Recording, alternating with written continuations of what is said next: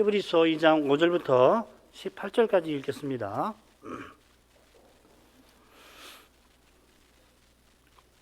2장 5절. 하나님이 우리의 말한 바 장차 오는 세상을 천사들에게는 복종케 하심이 아니라 오직 누가 어디 증거하여 가로되 사람이 무엇이간데 주께서 저를 생각하시며 인자가 무엇이간데 주께서 저를 권고하시나이까 저를 잠깐 동안 천사보다 못하게 하시며 영광과 존귀로 관 씌우시며 만물을 그 발 아래 복종케 하셨느니라 하셨으니 만물로 저에게 복종케 하셨은즉 복종치 않은 것이 하나도 없으나 지금 우리가 만물이 아직 저에게 복종한 것을 보지 못하고 오직 우리가 천사들보다 잠깐 동안 못하게 하심을 입은 자 곧 죽음의 고난 받으심을 인하여 영광과 존귀로 관 서신 예수를 보니 이를 행하심은 하나님의 은혜로 말미암아 모든 사람을 위하여 죽음을 맛보려 하심이라.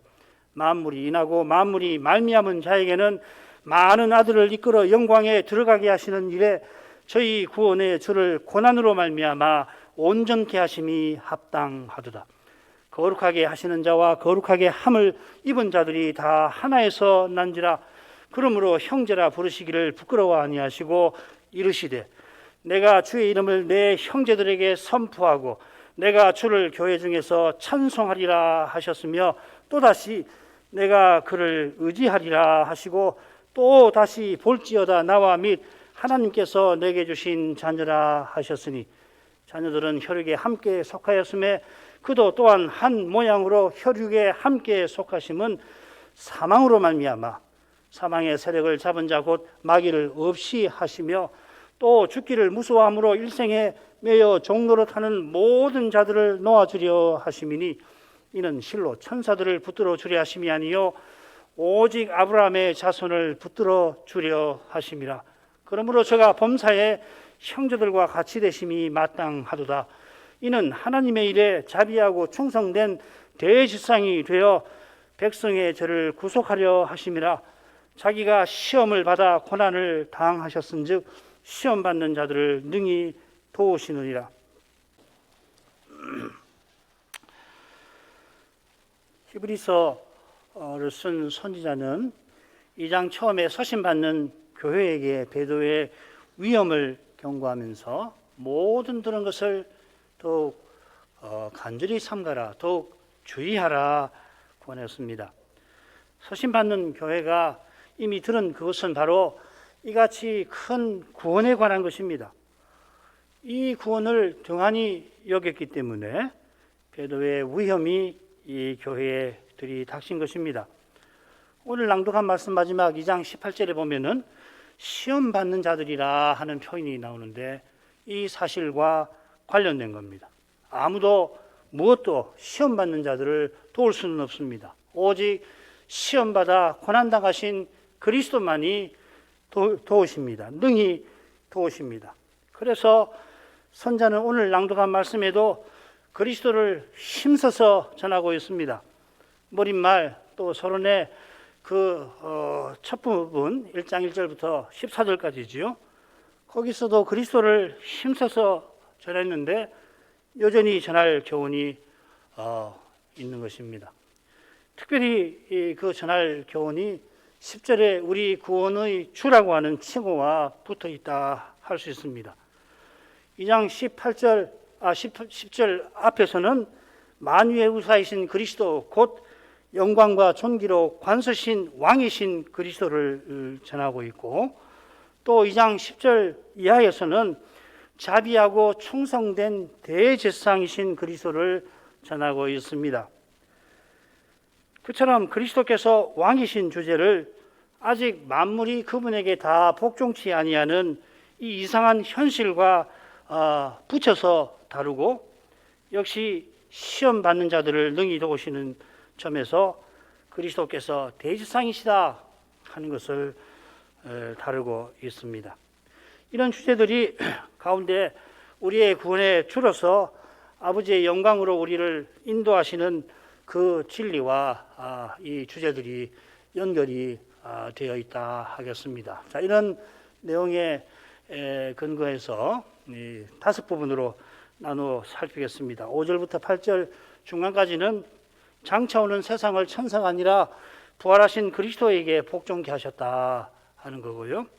8절 하반절부터 9절까지는 그런데 만물이 다 복종치 않지만은 그리스도께서 모든 사람을 위해서 고난받음으로 왕이 되셨다. 왕의 역할을 능히 하신다 하는 겁니다. 그리고 가운데 2장 10절의 말씀, 하나님께서 자기 많은 아들들을 자기의 영광에 들어가게 하시려고 이 고난으로 말미암아 우리 구원의 주님을 온전케 하셨다 하는 겁니다. 11절부터 15절은 그리스도가 우리와 하나가 되셔서 하나님을 가까이 하며 섬기게 하신다 하는 주제고요. 16절부터 18절에서는 그분이 대제사장으로서 시험받는 우리를 능히 도우신다 하는 겁니다. 이런 5수로 나눠가지고서 간단히 살펴보지요. 먼저 5절부터 8절 중반까지입니다. 하나님이 우리의 말한 바 장차 오는 세상을 천사들에게는 복종케 하심이 아니라 오직 누가 어디 증거하여 가로되 사람이 무엇이간데 주께서 저를 생각하시며 인자가 무엇이간데 주께서 저를 권고하시나이까. 저를 잠깐 동안 천사보다 못하게 하시며 영광과 존귀로 관시우시며 만물을 그 발 아래 복종케 하셨느니라 하셨으니 만물로 저에게 복종케 하셨은즉 복종치 않은 것이 하나도 없으나. 자, 한가운데 시편 8편이 인용이 되어 있죠. 6절부터 8절 상반절까지. 그리고 앞에 5절과 그리고 8절 중반절에 같은 교훈이 나옵니다. 그 교훈이 뭔가 하면은 하나님이 장차 오는 세상을 천사가 아니라 그리스도에게 복종케 하셨다. 부활하신 그에게 만물을 주셨다 하는 겁니다. 잘 아시는 대로 시편 8편은 하나님께서 사람을 존귀하게 창조하신 일을 노래합니다. 부활하신 주님께서 왕이 되신 것은 하나님이 사람을 창조하신 목적을 이루신 일이다 하는 교훈이겠죠. 자, 셋으로 나눴으니까 먼저 그 처음 부분입니다. 5절로 가겠습니다. 5절은 왜냐하면 하고 시작됩니다. 이같이 큰 구원을 등한히 여기면은 하나님의 심판을 절대로 피하지 못하는 이유가 5절 이하에 나오는 겁니다. 천사들에게 장차 올 세상을 복종케 하신 게 아니기 때문입니다. 구약시대 이미 알고 계십니다만 하나님께서 가령 미가엘에게 이스라엘을 다스리게 하셨습니다. 반면에 악한 천사장들이 마귀의 통제 아래서 이 바사나라나 헬라 제국을 다스렸죠. 이런 시대에 하나님의 말씀을 순종치 아니한 이스라엘이 이 심판을 받았다고 한다면 지금은 그 심판을 절대로 피하지 못한다 하는 겁니다. 이스라엘이 배도해서 망했는데 신약교회가 배도하면은 말할 것이 없다 하는 겁니다. 이미 여러 번 말씀드렸습니다만 장차 오는 세상은 1장 5절에 나오는 그 세상입니다. 선자들이 장차 오리라 예언하던 바로 그 세상인 겁니다. 여기 이 세상이라고 표현된 이 표현이 여러분들이 이 성경에서 흔히 접하는 그 세상, 뭐 이미 알고 계시죠? 코스모스라고 하는 말하고 다른 말입니다. 오이쿠메네라고 하는 좀 어려운 낱말인데 이 낱말이 제국을 가리키기도 해요. 누가복음 2장 1절에 보면은 천하라 이렇게 번역이 되어 있습니다. 이 로마 제국을 가리키는 번역어거든요. 예컨대 장차 오는 세상은 다니엘이 이상 중에 보았던 그 영원한 제국인 겁니다. 다니엘 7장 27절에 보면 나라와 권세와 온 천하 열국의 위세라든지 영원한 나라를 인자 같은 이가 받고 그의 백성이 받는다 하는 바로 그 예언과 관련된 제국입니다. 우리 주님이 갈릴리 사역 그 처음부터 선포하신 그 하나님 나라지요. 마태복음은 이 하나님 나라를 자주 하늘 나라라고 표시하기도 했습니다. 마찬가지로 히브리서도 지금 이 나라가 하늘에 존재한다 했는데 예를 들면 6장부터 10장까지에서는 하늘 성서라고 표기가 되어 있고 11장에서는 구약 용사들이 이 바라보던 하늘 본향이라고 되어 있고 또 12장에 가면은 하늘의 시온 곧 새 예루살렘 성이라고도 표시가 되어 있습니다. 마찬가지로 3, 4장에 영원한 안식이 있는 그곳, 영원한 안식이 있는 하늘을 가리키기도 합니다. 그러니까 히브리서는 이 장차 오는 세상에 관한 내용이 처음부터 끝까지 다뤄져 있다 이렇게 봐도 됩니다. 바울도 우리가 지금 그리스도와 함께 하늘에 안침을 받았다, 혹은 우리의 시민권은 하늘에 있다라고도 표시를 하였습니다. 이 나라가 장차 곧 역사 끝에 등장할 거라고 선자들이 예언했는데 그리스도께서 오셔서 이 모든 날 마지막이 시작이 되었습니다. 그처럼 그리스도 안에서 우리가 장차 올 세상에 이미 속합니다. 무슨 말이냐면은 지금 성신으로 하늘 예배에 참여하는 그것입니다. 아울러 이 예배들을 통해서 우리는 저 하늘로 향하여 나아갑니다. 이 히브리서의 중요한 주제지구죠. 예배를 드리면서 예배를 드리면서 저 하늘로 전진해 나가는 거, 이 히브리서의 주제예요. 베드로 전서도 마찬가지입니다. 다른 성경 바울이나 요한도 다 마찬가지인데 특별히 히브리서나 베드로 전서가 이런 주제를 선명하게 제시하고 있다는 겁니다. 광야에서 유리하던 이스라엘과 같이 신약교회도 하늘에 있는 본향을 향하여 나아가고 있습니다. 히브리서 11장 끝들이 40절부터 12장 1절 2절 그 이하로 바로 그 주제가 있죠. 그리고 이것이 우리의 말한 바 여기 뜻입니다. 히브리서를 쓴 이 신약의 선지자가 사도들과 더불어서 그리스도와 하나님 나라를 전하고 있다 하는 뜻입니다. 두 번째로 가죠. 선지자는 시편 8편을 인용하면서 엄숙한 증거로서 인용을 합니다. 이 증거한다는 표현 안에 엄숙함이라는 뜻이 거기 담겨 있습니다. 이 말을 번역할 때 엄숙하게 증거한다 새기는 게 좋습니다. 누가 어디 이렇게 말한 것은 이 서신을 받는 교회가 시편 8편을 잘 알고 있다 하는 뜻이겠습니다만은 아울러 이 인용하는 내용에 집중하려고 그러는 거죠. 누가 시편에서 이런 말을 다 생략해버리고 지금 말하고자 하는 것은 그리스도에 관한 거죠. 그리스도께 교회와 신자의 관심, 마음을 끄는 것입니다. 이게 역시 엄숙한 증거를 하는 태도이겠죠. 인용된 말씀은 시편 8편 한가운데 나옵니다. 앞뒤 1, 2절이라든지 또 이 6절 하반절부터 9절, 특별히 이 9절 같은 데 보면 여호와의 이름이, 아름다운 이름이 온 땅에 드러나는 것을 시인이 찬송을 합니다. 물론 주를 대적하는 원수들이 있지만은 어린아이의 입을 통하여서 여호와의 이름이 찬송을 받으신다. 2절에 그런 말씀이 나오죠. 어린아이 같은 주의 종들을 통해서 하나님께서 만물을 다스리고 계신다. 이게 6절 하반절부터 8절까지 내용이에요.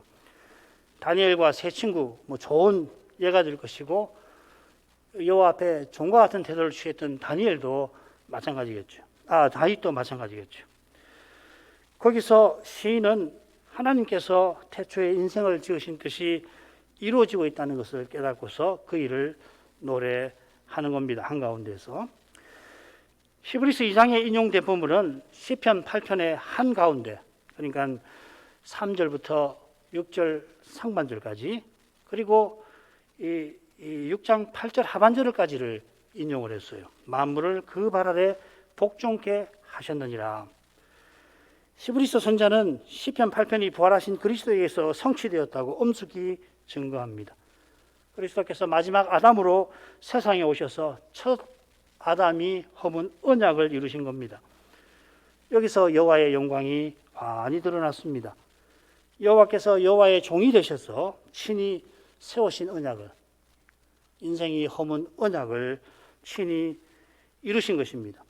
십자가와 부활에서 여호와의 아름다운 이름이 드러났습니다.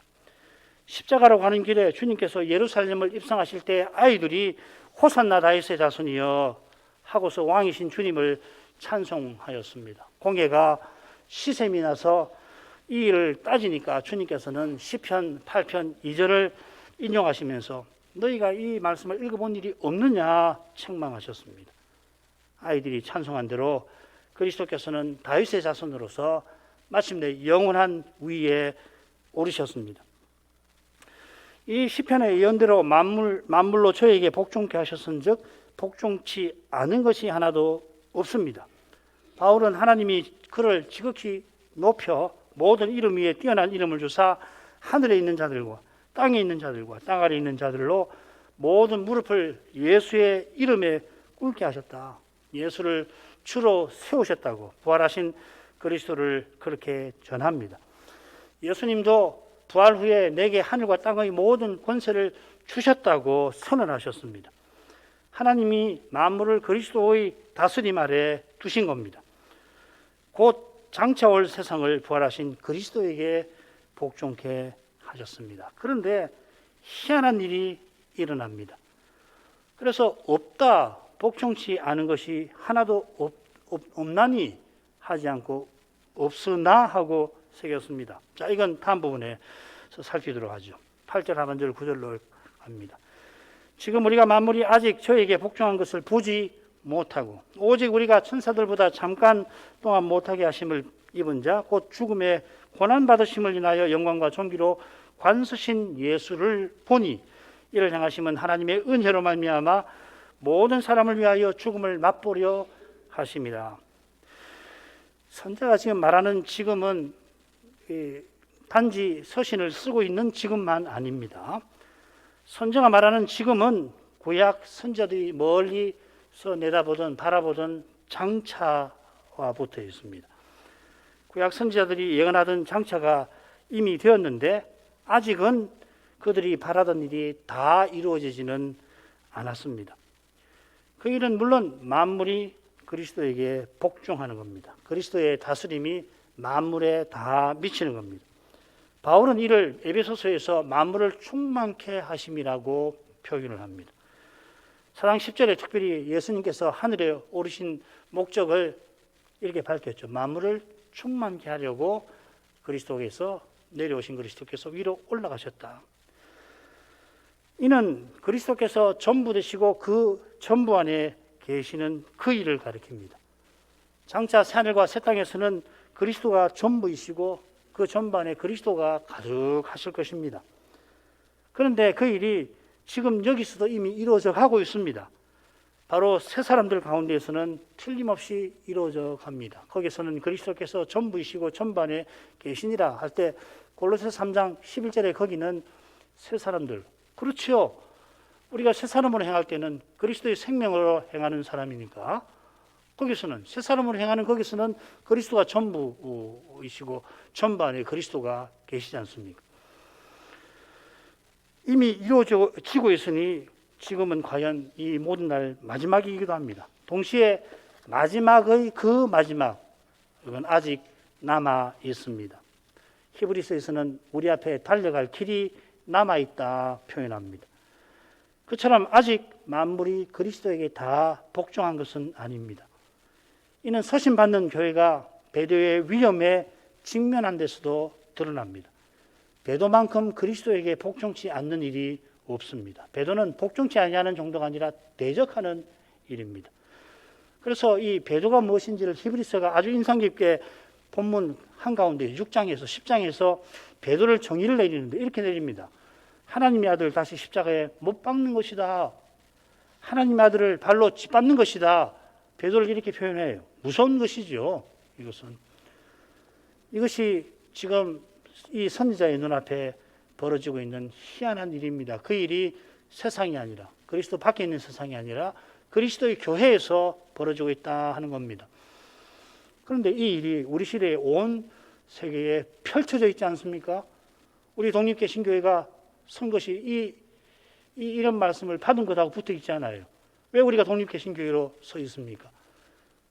우리 시대에 배도가 전면적으로 펼쳐져 있어서 이런 시대에 우리를 부르신 목적은 이런 시대에 그리스도의 거룩한 자태를 드러내기 위함이라고 우리는 고백하고 교회로 서나왔고 심지어 교회 가입할 때마다 그것을 고백하도록 하기도 했습니다. 온 세상의 배도가 펼쳐져 있는 이만큼 만물이 아직 저에게 복종한 것을 보지 못하는 증거는 없다 하겠습니다. 선자가 지금 보지 못하는 것을 언급하고 바로 이어서 우리가 보는 것을 전합니다. 만물이 복종한 것을 보지 못한다 할 때 쓴 말과 전혀 다른 다른 낱말을 여기 씁니다. 뭐 뜻은 똑같아요. 하나는 호라오고 하나는 블레포라는 말인데 우리가 들을 때는 뭐 다른 낱말인데 똑같은 낱말입니다. 섞어서도 아무 관계 없습니다. 왜 낱말을 달리했겠나? 우리가 보지 못하는 그것에 마음을 빼앗기지 말고 우리가 보는 그분에게 마음을 기울이게 하려는 것이겠죠. 선자는 지금 예수를 바라보면서 서신을 구술하고 있습니다. 예수님을 천사들보다 잠깐 동안 못하게 하심을 입은 자, 곧 죽음의 고난 받으심으로 인하여 영광과 존귀로 관서신 분이라 소개합니다. 8절에 시편 8편에 이 표현이 나왔는데 나오지 않는 내용이 거기 나오지 않는 내용이 하나 있죠. 고난, 죽음의 고난 받으심을 인하여. 바로 이 내용과 관련해서 잠깐 동안이라 시편 8편에서는 조금이라고 번역했는데 여기서는 잠깐 동안이라 번역을 했어요. 십자가 지신 예수님은 하나님이 사람을 지으신 그 목적을 이루신 분이다 할 겁니다. 그게 바로 주님의 부활입니다. 부활하신 그리스도가 인생이 창조받은 그 목표이십니다. 바울은 영광의 소망이라고도 표현합니다. 그리스도가 우리를 위해서 우리의 목표에 도달하셨습니다. 이 목표에 도달하시기 위해서 그리스도는 죽음의 고난을 받으셨습니다. 첫째 아담이 선악과를 먹어서 모든 사람이 죄인으로 나서 사망이 모든 사람에게 이르렀기 때문입니다. 이 내용이 짝을 이루는 넷째 부분 2장 11절 15절에 거기도 나오죠. 14절에 사망으로 말미암아 십자가를 가리키는 표현입니다. 특히 우리 어린 학생들 또 청소년들은 이 구절 읽을 때 혼동이 되는데 그게 사망으로 말미암아 십자가로 말미암아 이렇게 새기면서 읽으시면 좋습니다. 이를 행하심은 하나님 은혜로 말미암아 모든 사람을 위하여 죽음을 맛보려 하심이라. 바로 앞에서 죽음의 고난을 받으셨다 전했는데 이것은 모든 사람을 위한 일이고 하나님의 은혜로 말미암은 일이라 하는 겁니다. 예수께서 우리를 위하여 십자가를 지셨습니다. 우리에게 너무도 익숙해져 버린 이 사실은 그러나 언제든지 우리 분수에 넘치는 어울리지 않는 일이에요. 우리 생각에 늘 낯선 일이라 믿음으로만 십자가의 신비를 맛보는 겁니다. 이게 정말 중요한 겁니다. 예수님의 십자가가 이제 뭐 다 아는 뻔한 일이 되어버리면 심각한 것이에요. 하나님 은혜로 말미암아 정말 입이 닳도록 이 고백을 우리가 해야 합니다. 날마다 주님의 죽으심에서 하나님 은혜를 맛보아야 합니다. 그것이 믿음의 길을 걷는 증거입니다. 그 은혜로만 그 길을 걷습니다. 그리고 그 길을 걷고자 하는 교회와 신자는 틀림없이 은혜를 늘 갈구합니다. 바로 이런 신령한 태도가 그리스도께 참으로 복종하는 것이겠습니다. 히브리서 5장 9절에 보면은 자기에게 순종하는 모든 자에게 구원의 근원이 되신다 하는 표현이 있습니다. 아직 만물이 그리스도께 다 복종하지 않지만 그러나 그리스도를 참으로 순종하는 이들을 통해서 그리스도는 만물을 충만케 하시는 그 일을 이루고 계십니다. 이 일은 그리스도의 권세가 두려워서 복종하는 게 아니라 그리스도의 생명을 받아 그리스도를 드러내는 것입니다. 요컨대 그리스도처럼 하나님께 순종하는 것입니다. 이보다 그리스도께 잘 복종하는 것은 없습니다. 죽음을 맛보신 그리스도처럼 자기 십자가를 지고서 죽음을 맛보면서 주님을 좇는 것입니다. 이게 다음 부분의 주제와도 곧장 이어질 겁니다. 10절로 갑니다. 만물이 인하고 만물이 말미암은 자에게는 많은 아들을 이끌어 영광에 들어가게 하시는 일에 저희 구원의 주를 고난으로 말미암아 온전케 하심이 합당하도다.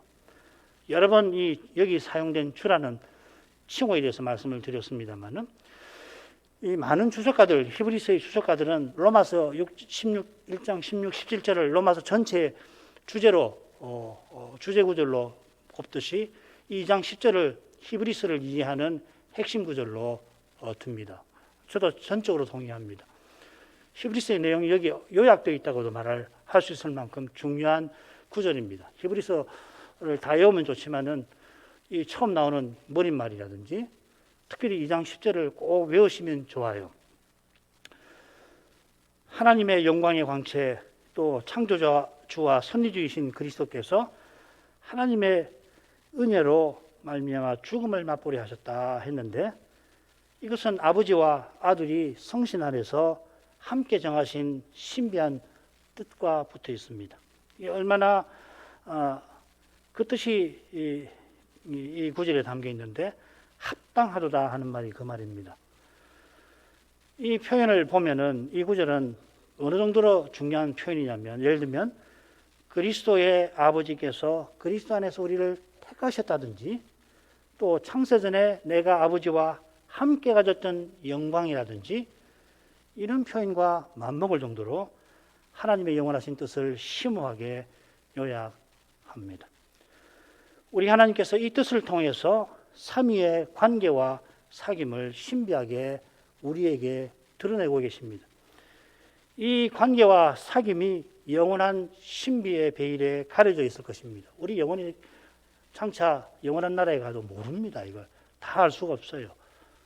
우리가 신이 되는 게 아니니까. 그러나 계시의 빛이 이 베일을 신비하게 뚫고 나와서 여기 기록이 되어 있는 겁니다. 우리들은 삼위 하나님이 어떤 분이신가를 보아라, 깨달으라 하고서 기록이 되어 있는 겁니다. 이 신비한 뜻을 구원의 주 되실 아들에게 드러내시는 그분을 뭐라고 표현했냐면 만물이 인하고 만물이 말미암은 자라 했습니다. 만물이 인한다는 말은 만물의 목적이시라 하는 말이고요. 만물이 말미암는다 하는 말은 만물의 창조주라는 표현입니다. 1장 2절에 비슷하게 나왔죠. 그죠? 저로 말미암아 모든 세계를 지으셨느니라. 만물을 창조하신 하나님께서 만물을 창조하신 목적이십니다. 다른 말로 하면 하나님이 하나님의 영광을 위해서 만물을 창조하셨습니다.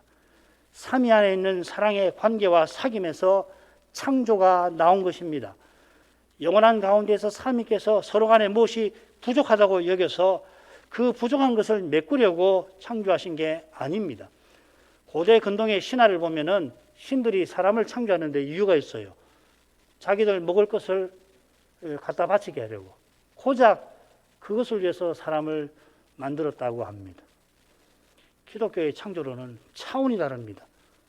너무도 신비한 겁니다. 하나님 안에 있는 사랑이 넘쳐서 이 창조가 나온 거예요.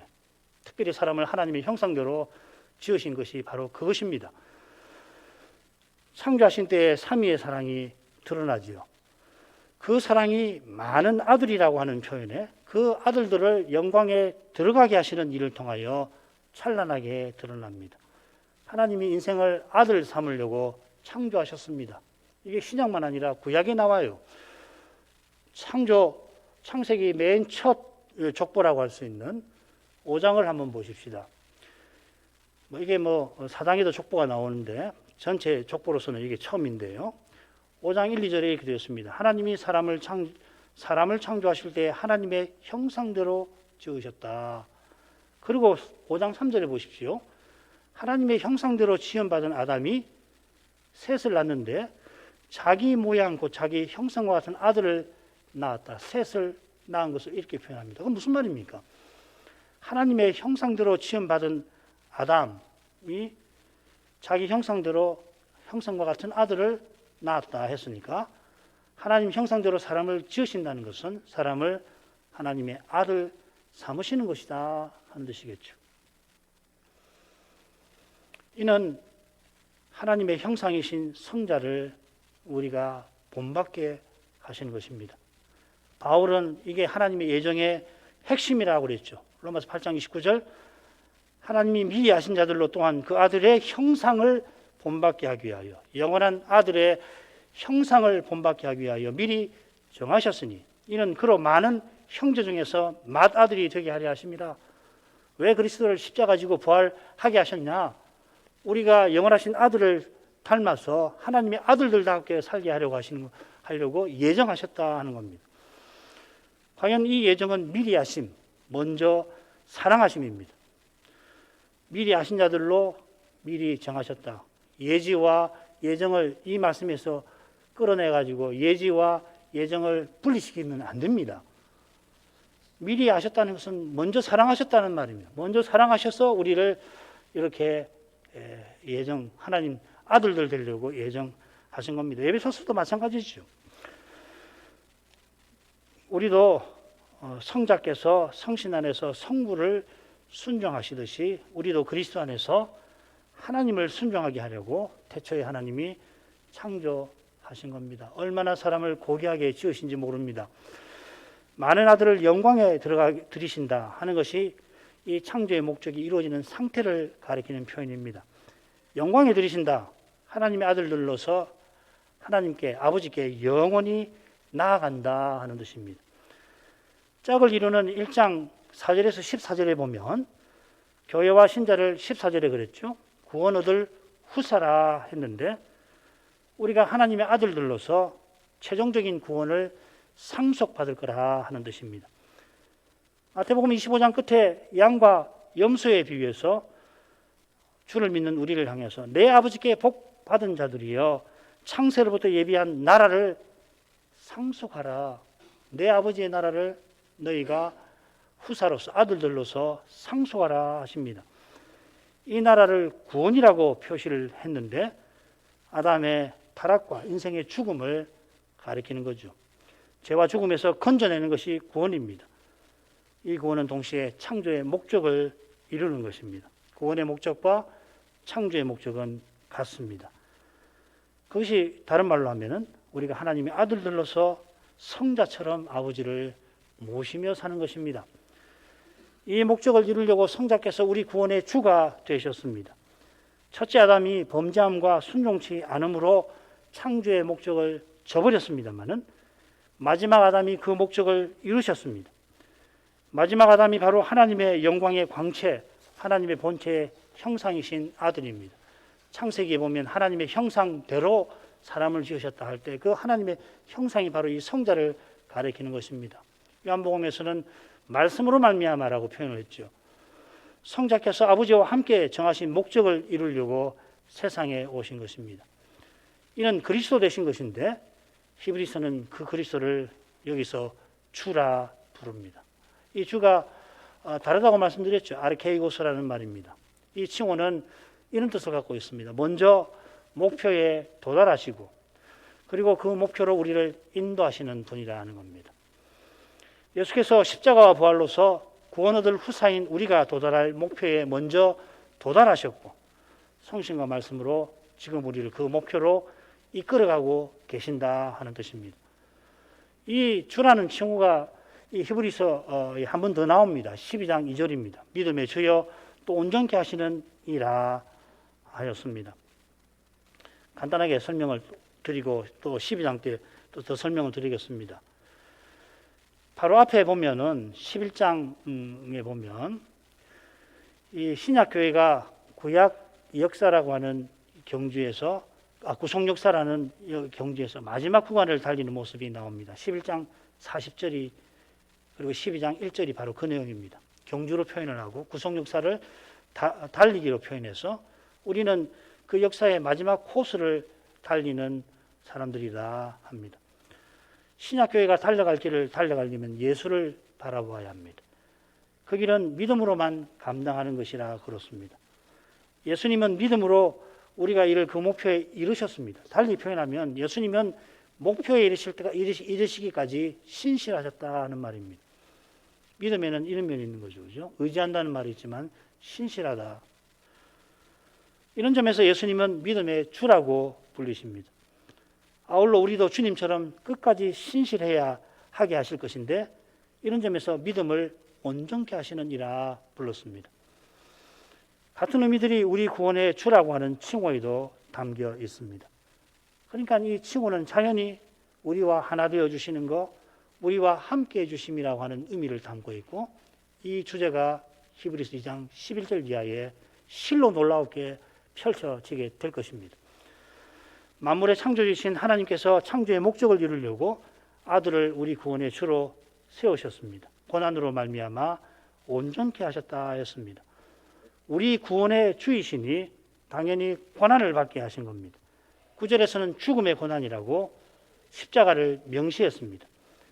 고난으로 말미암아 온전케 하신다. 여기 온전케 하신다는 말이 히브리서에 자주 나와요.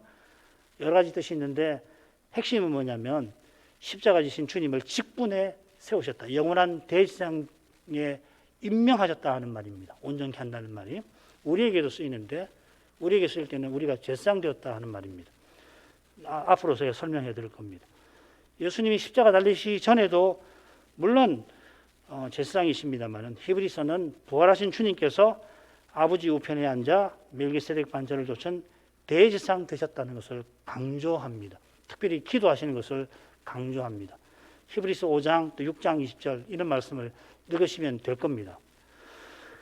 이는 주님께서 메시아로 세상에 오셨지만 부활로서 천사들보다 더욱 아름다운 이름을 유업으로 받으신 거나 부활 후에 장차올 세상을 아들에게 복종하게 하신 것과 비슷한 표현입니다. 좀 어려우실 텐데 이 자세한 내용은 제가 5장이나 6장이나 이런 데 해당되는 말에 대해서 특별히 온전케 한다는 말이 나오면은 더 설명을 해드린 것이 좋겠습니다. 지금 기억하셔야 될 것은 뭐냐면은 예수께서 우리의 구원의 주로서 목표에 도달하셨고 이제 우리를 인도하실 그 자리에 앉아 계신다. 그 직분을 맡으셨다. 그리고 행하신다 하는 그 점만 기억하시면 좋겠습니다. 주님께서 이미 목표에 도달하셨으니 우리도 능히 거기에 이르게 하실 겁니다. 우리 앞에 어떤 현실이 가로놓여 있다 하더라도 십자가 지신 주님이 부활하신 것처럼 죽음 앞에 어찌할 바를 모르는 이 연약한 우리를 통해서 신이 부활의 능력을 드러내실 겁니다. 소신받는 교회가 지금 배도의 위험에 처해 있지만은 그 현실에도 불구하고 더 정확하게 말씀드리면 바로 그 현실을 통해서 주님은 주님의 약속을 친히 이루십니다. 우리에게 중요한 것은 우리가 믿는 이 도리의 사도이시고 대제사장이신 예수를 깊이 생각하는 것입니다. 3장 1절이죠. 깊이 생각한다는 말이 뭐냐면 예수께 우리의 눈과 마음을 고정한다 하는 뜻입니다. 눈앞에 힘든 현실에 마음을 빼앗길 것이 아니라 그 현실 위에 계신 주님을 바라보는 것입니다. 보고 모든 들은 것을 더욱 주의하는 것입니다. 그러면은 주님께서 해답으로서 우리와 함께 해주실 것입니다. 아니 이미 함께 하셨다는 것을 깨닫게 해주시고 더욱 주님을 바라보게 하실 것입니다. 이러한 방식으로 그분은 오늘도 우리를 목표로 이끌어가고 계십니다. 기도하겠습니다. 걸어가신 아버지, 우리 구원의 주를 십자가로 말미암아 온전케 하신 것처럼 그를 통하여 우리를 아버지의 영광에 틀림없이 들어가게 해주실 것을 믿습니다. 십자가와 부활에서 아버지의 거룩하신 영광이 환히 드러났습니다. 이 복음이 주님의 교회들에서 늘 전파되게 하시고 전파된 말씀이 열매를 맺어서 각자 소명을 통하여 그리스도를 드러내고 함께 그리스도의 몸답게 서나가는 사명을 이룰 수 있게 하옵소서. 이 사명이 이 시대에 얼마나 중대한지 우리에게 알려주심을 믿습니다. 이 거룩한 사명을 조금이라도 감당할 수 있게 되기를 간절히 구합니다. 이 사명을 감당하라고 우리를 이 시대에 부르신 줄 믿습니다. 저희를 부르신 아버지의 이름을 그러므로 저희가 더욱 간절히 부르게 하여 주옵소서. 우리에게 주신 사명이 무엇인지 깨닫게 하시는 그만큼 더욱 간절히 주님의 은혜를 구하지 않을 수 없습니다. 자비하신 아버지, 저희 모두를 이제도 긍휼히 여겨주시기를 구합니다. 예수님 이름으로 기도합니다. 아멘.